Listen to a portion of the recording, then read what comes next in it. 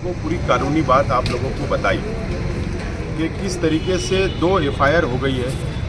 जिस तरीके से 12 नवंबर के अंदर 2 एफआईआर थी, एक आईओ सिटी पुलिस स्टेशन थे पीआई और दूसरे डीवाईएसपी साहब थे उस वक्त के। इसी तर्ज के ऊपर ये केस भी आगे बढ़ रहा है। बहरहाल बहुत अफसोस की बात है कि 2 हमारी माँ जेल में है, सेंट्रल जेल के अंदर है, और अभी हमारी 3 माँ और बहनों को फरार बता दिया गया है, 4 को फरार बता दिया गया है। 19 इसके अंदर अभी तक आरोपी हो चुके हैं। ये बहुत अफसोस की बात है। बहरहाल खान साहब ने जिस तरीके से कानूनी बात आप लोगों के सामने रखा है कि 2 एफआईआर एक केस की नहीं हो सकती, जो कानूनी बात है उन्होंने कहा है। ज़रूर हम हमारे एडवोकेट अजीम खान साहब, एडवोकेट आरिफ साहब, एडवोकेट तौसीफ साहब, मुस्तकीम भाई और मैं, हम एक वक्त दो, इस हफ्ते वापस हम मुंबई जाकर मुंबई हाईकोर्ट के वकील से बैठ के बातचीत करेंगे और हो सकते है तो इसको वकील और उनकी जो डिस्कस होगी मुंबई की, उसके बाद हम लोग आइंदा का कदम हम लोग बढ़ाएंगे। बहरहाल मालेगांव शहर की आवाम से हम अपील करते हैं कि जुमा के दिन 21 फरवरी को दगड़ू ऑयल मिल आगरा रोड पर जो हमने आवामी मीटिंग रखी है, तो ये तमाम ऐसे मसाइल जो है इसके लिए रखी है, तो आवाम बढ़ चढ़कर हिस्सा ले। और मैं सबसे पहले तो शहर की आवाम से, चाहे वो 4000 जिन लोगों को नोटिस तकसीम हुई, जिन लोगों को होने वाली है, वो तमाम ही, और शहर की आवाम से मैं अपील करना चाहता हूँ कि कोई टेंशन मत लो, कोई फिक्र ना करे, कोई जज्बात में कोई ऐसा कदम ना बढ़ाए, उठा ले कि कोई तकलीफ हो जाए हमें। आपको जो भी तकलीफ होगी, आपको जो भी इत्मीनान करना है, ये हमारे वकील लोग हैं, हमारी डिफेंस कमेटी के मेंबरान से हमसे आके मुलाकात करिए, हम आपको इत्मीनान दिलाएंगे। हम आपके साथ खड़े हैं, हम ये लड़ाई आखिरी तक लड़ने वाले हैं, हम बीच में छोड़ के भागने वाले नहीं है। इसके लिए शहर की आवाम इत्मीनान रखना चाहिए और शहर की आवाम से अपील है कि 21 तारीख को जो मीटिंग है आवामी मीटिंग, उसके अंदर शिरकत करें। आज अदालत में देखिए 3 अफराद को लाया गया, लेकिन एक चालाकी की गई। पहले जो ऑफिस रजिस्टर किया गया था छोटे पुलिस स्टेशन में CI नंबर 40/2024, जिसमें इल्ज़ामत लगाए गए थे कि भी 4000 जन्म दाखिले जो निकाले हैं लोगों ने, और 4000 जन्म दाखिले में जो गलतियाँ की हैं या जो चूक की हैं कि कुछ कागजात बोगस बनाए और बोगस बना के लिए गए, उसमें ऑलरेडी पहले कई लोगों को अरेस्ट किया जा चुका है। कुछ लोगों को जुडिशल कस्टडी मिली, कुछ औरतें भी उसमें जो जेल में। आज पुलिस ने नया मुकदमा दायर किया, नया CI नंबर 51, उसी छावनी पुलिस स्टेशन। और जिन लोगों ने अप्लीकेशन दिए थे, पहले भी वैसे थे, जिन लोगों ने अप्लीकेशन दिए थे, किसके थ्रू कराए, वकील के थ्रू, एजेंट के थ्रू या और दूसरे माध्यम से, उन लोगों को आरोपी किए। आज 10 अफराद के खिलाफ 10 अफराद का नाम दिया गया है, जिसमें से 3 को अटक बताया, 7 को फरार बताया। और उनका ये कहना है कि भाई इन्होंने जन्म दाखिला दिए, तो जन्म दाखिला लेने में कारपोरेशन के आदमी ने बोला कि भाई हमने कुछ जवाब दिए नहीं, और सिक्के हमारे नहीं, दस्तखत हमारे नहीं, और तहसीलदार भी बोलता है कि हमारे वहाँ के ऑर्डर नहीं दिखते। तो वो है उनका ये कहना है कि ऑर्डर बोगस बनाए गए। तो ये 10 जो अर्जदार थे जिन्होंने जन्म के दाखिले बनाए, किससे बनाए, क्या बनाए, उसकी हमको तफ्तीश करना है, और इसका इस्तेमाल कहाँ किया।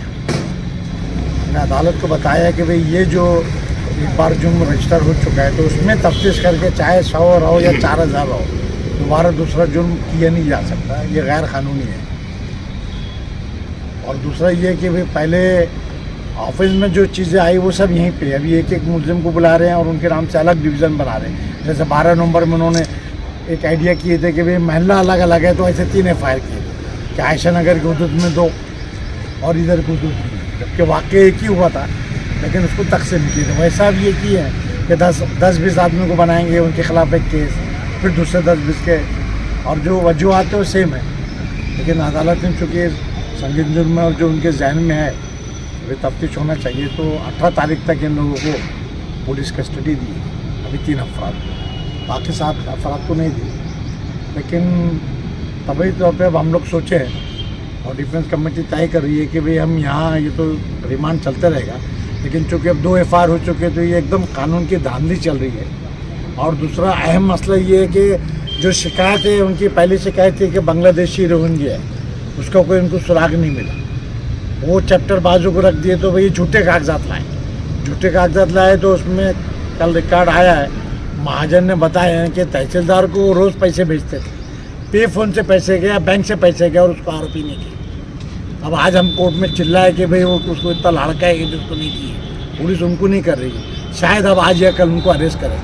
और उनको सस्पेंड क्यों किए गवर्नमेंट ने? सस्पेंड इसलिए कि ऑर्डर्स के बारे में उनको शक था, या उसके जो लाए अमल है, जो प्रोसीजर है वो बराबर नहीं किया गया।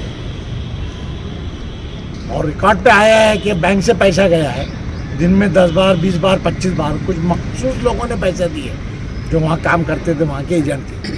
तो एंटी करप्शन में भी बैठते हैं वो, और ये ऑफिस में बैठते हैं। इसका मतलब ये कि ये सब चीज़ें उन्होंने नज़रअंदाज की, और उनकी जिम्मेदारी ये है कि कारपोरेशन को नोटिस निकालना, कारपोरेशन जवाब आना, वो देखना, कागजात की छानबीन करना और फिर ऑर्डर देना बहैसियत जज। और जो आज FIR लेके आए वो इसलिए भी इलीगल है कि इनका ऐसा कहना है कि भाई जो तहसीलदार ने बहैसियत मुंसिफ के, बहैसियत जज की ये ऑर्डर दिया, अगर ऐसा है और उसमें अगर कोई गलत कागज़ दिए, गलत एफिडेविट दिए, तो इंडियन पिनल कोड में और नया एक्ट में भी 191 92 के झूठे एफिडेविट देना, झूठे कागजात देना, वो अलग से ऑफेंस है और उसमें सज़ा सिर्फ 3 साल की है।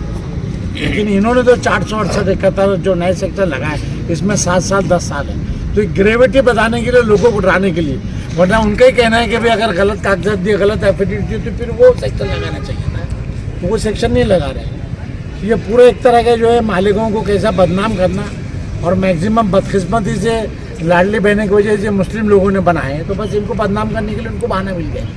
इसलिए हम हाईकोर्ट में क्वेश्चन के लिए जाएंगे कि भाई ये जो सेकंड FIR है ये बिल्कुल गैर कानूनी है, इसमें PCR भी नहीं देते आप। लेकिन चूँकि ऑफेंस रजिस्टर्ड किया है तो कोर्ट को वो जो रिपोर्ट देख के फिर नाम है, तफ्तीश करना है, इसलिए कोर्ट देती है। तो फिर भी अदालत ने सिर्फ 18 तारीख तक दी, जबकि उन्होंने 5 दिन का मांगी थी कस्टडी। सेकंड FIR में फिरियादी कौन है? वही है, सेम तहसीलदार जो है, 7 लोगों सेम एलिगेशन है। जो 7 लोगों की नई FIR हुई है तो वो 10 लोगों के भी 3 पकड़े हैं, 7 को फरार बताए। इनका नाम कुछ है आपके पास? नाम थोड़ी देर से दे देंगे, नाम है, नाम दे। पीछे लेना। आज एक नई FIR रजिस्टर हुई। हम माइनॉरिटी डिफेंस कमेटी की जानिब से अव्वल दिन से कह रहे हैं कि ये बड़ा संगीन मामला है और इसकी संगीनी को शहरियान को समझने की ज़रूरत है। आज जो FIR हुई है उसमें 4 ख्वातीन हैं, एक की उम्र 69 साल है, एक की 54 साल है, एक की 60 साल है, एक की 63 साल है। अब 70 साल की ख्वातीन हमारे शहर की जेल जाएंगी क्या? ये ऐसा मामला है कि हम अगर सोचते हैं, मैं इससे पहले ही बोला कि अगर कोई ये सोच रहा है कि उसके घर की माँ, उसके घर की बहन नहीं जा रही है तो उसका ज़मीर मर चुका है।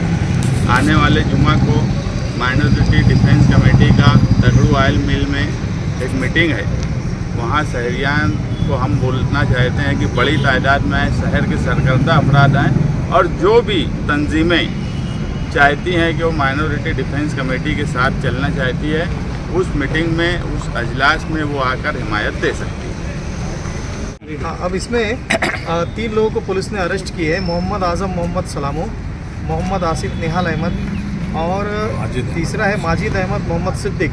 लेकिन इसमें जो है तो टोटल 10 आरोपी के खिलाफ में पुलिस ने FIR रजिस्टर की। 7 लोगों को पुलिस ने इसमें फ़रार बताया है। फ़रार के अंदर अभी नाम आया हुआ है फरीदा बानो शफीक अहमद, इनका पता है नयापुरा। उसके अलावा फिर दूसरा है शमसुन निसा शकील अहमद, इनका सलीम नगर का एड्रेस है। और आगे है मोहम्मद खालिद शकील अहमद और नयापुरे का है राशिदा सईद अहमद, ये सर्वे नंबर 200 गट नंबर 13 जमूर कॉलोनी। उसके अलावा फिर जमील खान जिलानी खान विजयनगर और शेख अरबाज शेख सलाउद्दीन, इरफाना बेगम शेख ख्वाजा। तो इतने लोग इसके अंदर और फरार बताए पुलिस ने। और आज की जो पुलिस कस्टडी पुलिस ने ली है ये लोगों की, ये बोल के लिए कि भाई ये लोगों को भी हमको तपास करके और अरेस्ट करना है, इसीलिए कोर्ट ने उनको 18 तारीख तक पुलिस कस्टडी ग्रांट की है। ठीक है।